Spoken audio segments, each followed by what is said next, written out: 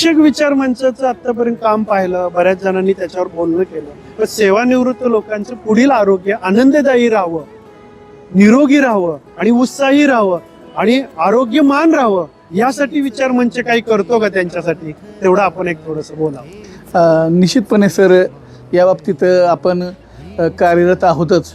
सेवानिवृत्ती ही एक सेवेचाच भाग असला तरी सेवानिवृत्तीनंतर प्रत्येक आनंद यात्री झाला पाहिजे आणि आनंद व्यक्त करता येईल, त्यासाठी आम्ही पर्यटनाची एक बाजू घेतलेली आहे.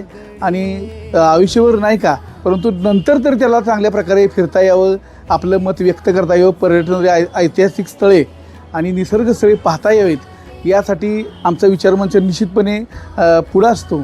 आणि या बाबतीत एक वेगळ्या प्रकारचं नियोजन आमच्यातले एक मित्र आहेत सुनील शेडगे, यांच्याकडे नंतर आम्ही नियोजन दिलेलं असतं.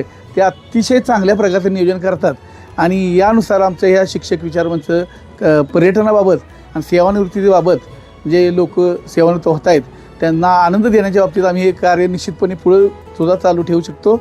आणि याबद्दल आम्हाला जे आता तुम्ही प्रोत्साहन दिलं त्याबद्दल मनपूर्वक धन्यवाद.